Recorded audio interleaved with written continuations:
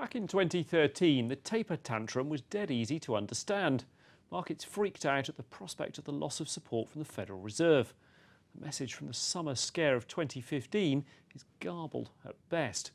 Are investors worrying about a China crisis spreading across emerging markets? Do they fear a slower global economy? Or are high prices unwinding just because, well, they were too high? None of these explanations is quite satisfactory, particularly the last one, and all leave open the question of whether there's even a message in the topple at all. After all, as the late Paul Samuelson said, the stock market's predicted 9 of the past 5 recessions.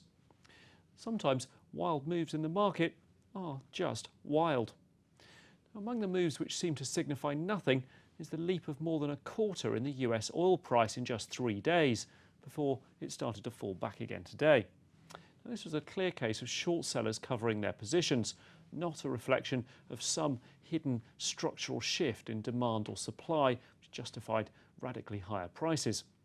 On the other hand, volatility in itself does matter, as big moves in prices feed through to decisions by corporate management, by investors and by consumers.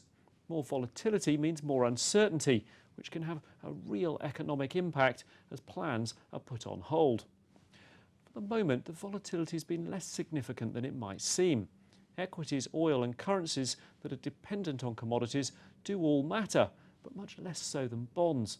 And bonds have moved around a lot less in the past couple of weeks than during the taper tantrum or other recent panics. This chart shows measures of fear in US equity and bond markets using implied volatility indices. The VIX for shares is this blue line here, and the Merrill Lynch Move Index for bonds is in red.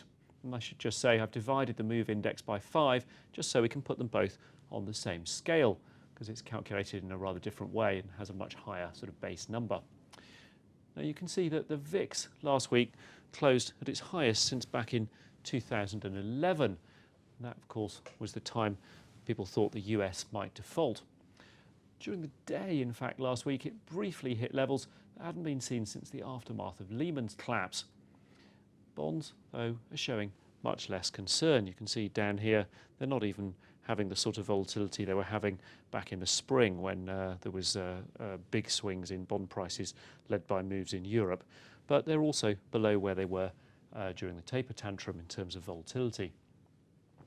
Now, this could be good news if it implies that what's happening is merely a correction in markets which were overly expensive.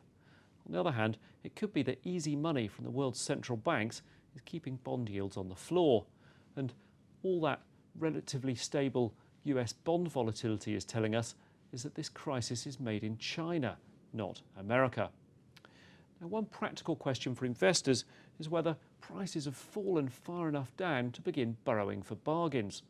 Among the hardest hit sectors in recent years is oil. This chart provides one way to think about it. The oil price here, this blue line, is adjusted for US inflation, so it's the real price. Against that, the percentage of the value of the world's stock markets that's made up by the oil sector I've got here in red. Now, the oil price has reversed most of its extraordinary double spike that we saw in the last decade. First the bubble back of 2007-8, and then the post-China stimulus rise. But oil stocks are down to just under 7% of world market cap. That takes them back to the levels that prevailed from the mid-1980s through until the recovery of the 2000s. This is this sort of level here, though I should say it's a bit hidden here, but they did go quite a bit lower in 2000 as a percentage of world market value. Because of the dot-com boom, of course, oil companies missed out on the froth that pushed up the value of technology, media and telecom shares.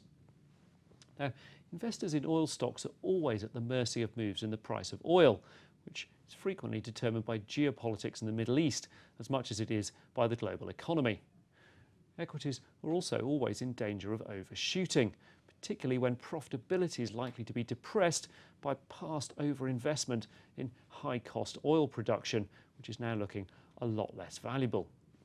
Even so, oil stocks are starting to look as though they're getting back into a reasonable range of valuations, just so long as the volatility that we're seeing in commodities, currencies and global equities isn't a precursor of a new world recession.